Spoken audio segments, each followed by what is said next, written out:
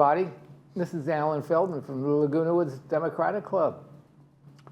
Welcome to Black in Laguna Woods, and thank you for taking the time to watch the program. What we're going to be discussing today is the African American Heritage Club. Now, officially, this program is a, quote, production of the Laguna Woods Democratic Club, but in reality, almost all the people we have on the program and almost all of the ideas we have for the program come from members of the African American Heritage Club. They're really the nucleus of this program. They would drive this program. And to discuss with it today, we're going to the top. We have with us the president of the African American Heritage Club, Annie McCary. In addition to being president of the AHC, Annie is an elected member of the City Council of the City of Laguna Woods.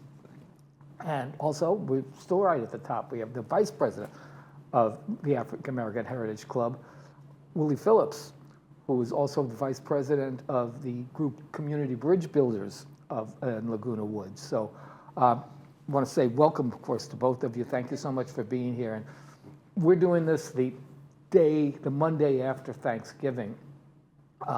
So I know everybody's schedule is all up in the air. So really, I know how it's. I want to thank you for carving out the time for being here today. So Annie, we're going to start with you. We're going to start right from the top. The African American Heritage Club. What is the African American Heritage Club? How did it start, and what's its mission? Well, thank you for asking that. And it's always good to revisit that, the African American Heritage Club. It was actually started a little over 10 years ago. We just celebrated 10 years of being in existence by Dr. Fran Williams, who's a clinical psychologist who lived in the village. And when she moved here, there were all these different activities on all the different clubs to be a part of. And there was nothing that, in her words, there was no club that looked like her. So what she did was she got a group of people together. She got 25 signatures, which is what you needed at the time, to form a club. And so she formed the African American Heritage Club, which motto, our vision, and our mission is to acknowledge, to educate, and to celebrate African American contribution to the country. And so that's our aim and our mission at most of our major events. That's what we strive to do. And Willie, you've been with the club, I assume, since it was founded, or shortly thereafter, I would imagine. Shortly thereafter. Yeah. What's your vision of the club? Is your vision pretty much the same? Pretty much the same. Just to enlighten people and about some of the things like the hidden figures and the fact that a lot of people don't know that Jackie Robinson was a Tuskegee Airman, for example. A lot of people don't know things like. The first Top Gun trophy that was won by Tuskegee Airmen in Las Vegas. So that's where the Top Gun movie came out of. Was a spinoff out of that. Just a lot of things like that. We just want to share with people about our culture and let them know that we're here and we were there and we're not going anywhere. How do you work to keep the club dynamic? How do you keep it moving and growing? Well, there's only less than 100 blacks live in Laguna Woods. So as soon as we find out that someone else has come in that is black, then we try to meet with them, and also to let the other members of the community know that this is not just relegated to being a black person or an African person to be a member. We have a diversified membership now, and we're just reaching out to different human beings, I like to say, to become a part of the club. So anyone and everyone is welcome to the club to be a member, but to just come in and sit around and visit with us. You don't have to become a member to participate. Right.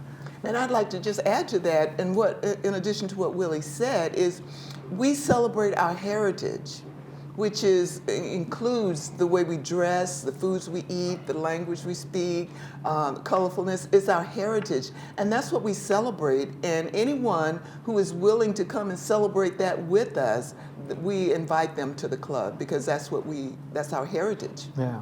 So you don't have to be African American to be a member of the African American Club. Exactly. Yeah, and the club is really people simply because of his name a lot of times will take it as a political club.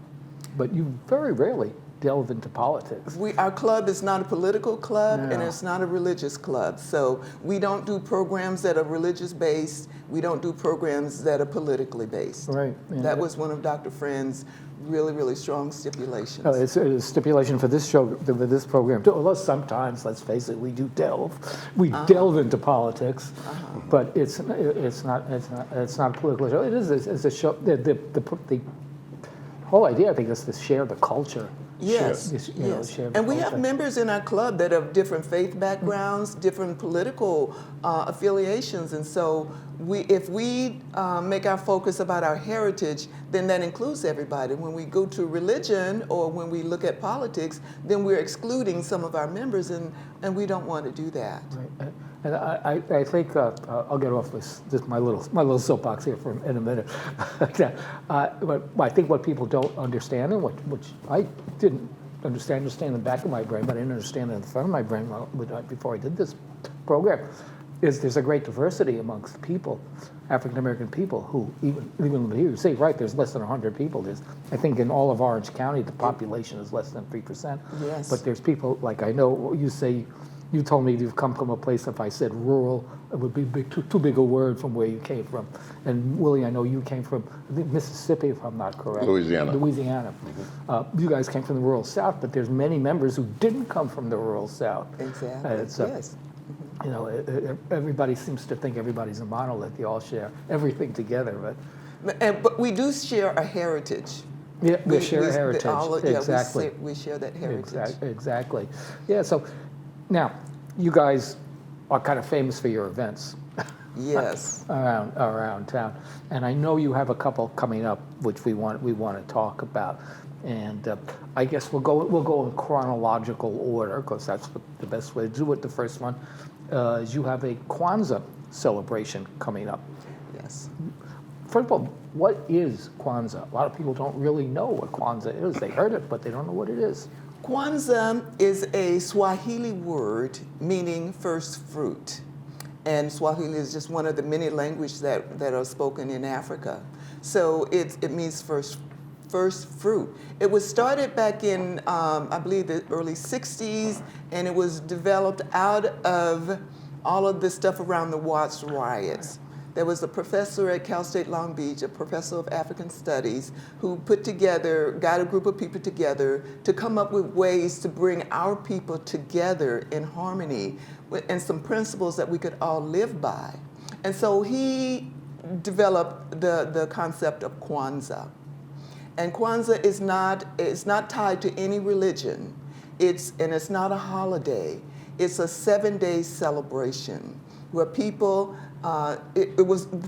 black people came together after Christmas and before the beginning of the new year to celebrate these 7 principles that he developed that we could all live by. Principles that not just African people, but people of any human race could live by. So he developed these principles, and it's a 7-day, there are 7 principles, and one principle is recited every day. It starts the day after Christmas, and we have a menorah with 7 candles, and it's all symbolic. The menorah, as you can see on the screen, has 7 candles. The black candle in the middle represents the color of the people. Right. The red candle represents the blood that we all share. We all share red blood. And then the green candle represents the hope of prosperity, the prosperity and the hope of prosperity. So we celebrate one of those principles every day, from the day after Christmas until the day before New Year's. The menorah, right? That's what's Menorah, yeah. It looks suspiciously like a menorah. It does. It's got that same shape. So again, as with your club, Kwanzaa is definitely not a religious holiday. No. Kwanzaa is a spiritual and cultural event. Yes. Now, what do you have a Kwanzaa celebration every year? Yes. So what's going on? When is it going to be this year? This year we have a really, really exciting event planned. Last year we were at Clubhouse 5 in the small room, and it just got way too big. We had way too many people, and so we decided to move to a bigger venue. This year, instead of it being held on the 3rd Saturday, we were able to get Clubhouse 3 the third Friday. So it's going to be Friday, December 20th, from 4 to 7 p.m. at Clubhouse. In the Performing Arts Performing Arts Center. Center, yes. I guess it's a good problem to have too many people. Yes. than it is to have enough. So again, would you give us again when that is and how people can sign up for it? You can still sign up for it, That right? you can, and that's a really good point because we are limited to the amount of people that we can actually have. So we are taking reservations. And on the flyer, the reservations can be made through our Zelle account, which is aahc.lagunawoods, ahclagunawoods. Well, anyway, it's on the flyer. There you go. Yeah, and the deadline for registration is December 13th. Okay. We want to make sure that we've got plenty of food for the ones who've registered. So Right. that's what's coming Okay. up. We're going to have fried turkey. Willie's making a fried turkey. Oh, wow. Three fried turkeys. We're going to have honey baked ham, and for our non-meat eaters, we're going to have some vegetable dishes for them. We're going to have some sweet potato pie and some other desserts as well. Yeah, you better get your ticket, Allan. And just when is that again? When is It's going to be Friday, December 20th from 4 to 7 p.m. Okay. The other part of that was really exciting is we're having this white elephant gift swap, gift exchange, which is taking on a life of its own already.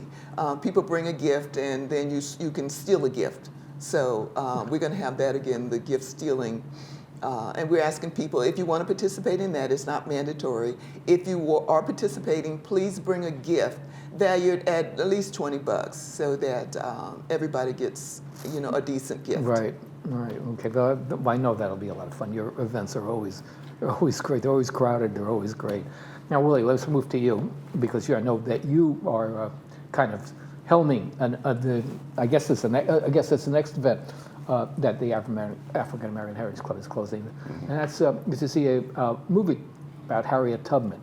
Well, it's actually a play, but I want to piggyback on what Annie was saying about Kwanzaa. Also about Kwanzaa, we're having a special appearance by our guest soloist, Lawrence Young, who, by the way, is going to be doing a tribute to Marvin Gaye in September, on September the 13th at PAC for African American Heritage Club. So I talked him into coming out for this event, and he's going to sing 4 or 5 songs, Christmas songs, and do a Marvin Gaye song as a preview of what's going to be coming up on September the 13th. Oh, so that's going to be That's going to be at the Kwanzaa event. event. Good, very, very good. Yeah. Also, on January the 28th in 2025, we have procured 2 buses to pick up people, 104 people, the first 104. We still have a few seats left that are going to be leaving from Clubhouse 3, Gate 3 at the PAC to go over to the Cerritos City Performing Arts Center, where we're going to see the spirit of Harriet Tubman, a one-woman show that's going to be presented there. So we feel really good about that, and that's one of the things that we're venturing out to do, not to just have social dances and other things here on campus or in the village. We want to get to the point where we can start venturing outside of the 4 walls, as it were, to do cultural things. And another thing about African American Heritage Club, when the other cultures come in, we give them an opportunity to share some of their cultural experiences and backgrounds in our meetings. And that's what the whole catalyst of everything is about, to start a circle so that we can go around to different events. And when you come in, when we talk about how we celebrate Christmas or how we celebrate Kwanzaa or something, someone can come in and well, we have this, this is how we celebrate this particular day. And so we're just trying to perpetuate friendship and relationships. So this is another way to do it off campus, is to go to the Cerritos Performing Arts Center on January the 28th. We'll be leaving at 3 o'clock from Clubhouse 3 to do that. It's a late night event here at Laguna Woods. Yeah. At 3 o'clock. Let's talk for a minute about Harriet Tubman. Not quite sure how much time we have left, but because she's a name that people know, but I'm not so sure that people really know about the birth Harriet Tubman's life, the many things that she did. So, who was Harriet I'm Tubman? going to defer to the president and let her tell you a little bit about Harriet. The Harriet Tubman. Slick Willie. Yeah, he's very slick. Good one, Willie. So, Harriet Tubman was a former slave and who became a civil rights activist. And after getting herself free from slavery, she was inspired to figure out ways to get other slaves into freedom. And so, long story short, she created a pathway to freedom. And it was called the Underground Railroad, but of course that's just a metaphor. It wasn't really underground. She developed relationships with people that had homes or stopways for people when they are freed from slavery so that they would have another place to go. For instance, there may be a place, let's say Inglewood, for people who are freed, and then they go from Inglewood to Los Angeles. And so there were these safe houses where people could go once they're freed, and in these safe houses were people that were able to support the free slaves in getting them restarted. So that's a long and short of Harriet Tubman and the Underground Railroad. And so we're honoring her as someone who paved the way and made it possible for us to celebrate today. She returned. I believe she was from Maryland. I believe that's which was a slave state at that time, and she returned there many times to lead people to freedom. In fact, I read that people would call her Moses because she was leading people to free land, to the land of freedom. Now, here's something interesting. Maybe you don't know about it. Harriet Tubman during the Civil War. Harriet Tubman worked first she worked as a cook, I think, for the U.S. Army. Then she worked as a spy. So she was a spy for the Army. And then she worked as an armed scout. And Harriet Tubman is actually considered the first woman in the United States to ever have commanded a successful military operation. This person was, shall we say, a well-rounded character. And after her stint, leading people to freedom, she became a suffrage, crusader. So she just pushed it on until there was nothing left, I guess. Yeah, and this is the richness that we offer with our club. We share these experiences. That's the education part of what we do is educate about the contributions. And certainly Harriet Tubman was way, way, way bigger, than the little bit of information that I had about her growing up. Yeah. So. It's been really interesting to me talking about myself here for a minute, but just doing this program. There's things that I've always considered myself fairly well informed, but there were so many things I learned about that I had no idea about. Some things that are cultural, someone like Harriet Tubman I think is the perfect example of that because she's known, but she isn't known. There's such a danger of us losing those people from our field of vision. Yeah, another interesting tidbit. Annie mentioned safe houses.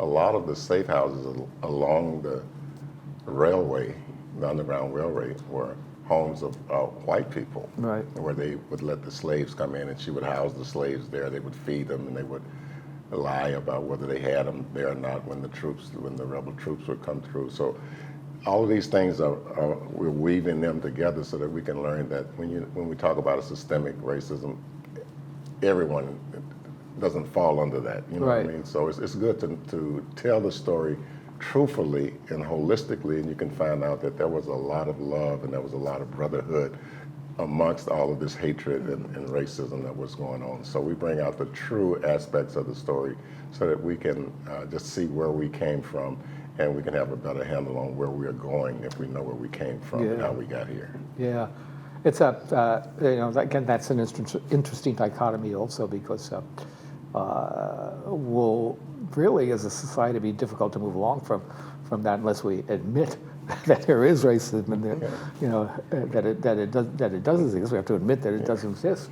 We don't have to, doesn't have to be everybody who believes. It's so much easier to tell the truth, the whole truth, and nothing but the truth. You Right. know what I mean? And we can move on. Right. As long as, like you said, as long as we keep it concealed, it's harder to move forward. You know? Yes, it is. And you know, just one other point on that is the African American Heritage Club. I do believe we're the only club of this with this specific goal in mind. And when we have our events, it really highlights the African American first. And this is an attraction to a lot of the other clubs. We have people from other club members joining because we have a story that no other club can tell.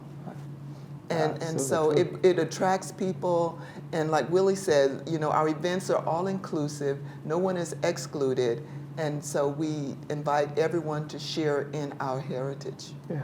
Well, I noticed that that's one of the things that you do when you have events. Many times your events will be sponsored by other clubs as well as your own. And obviously that's intentional.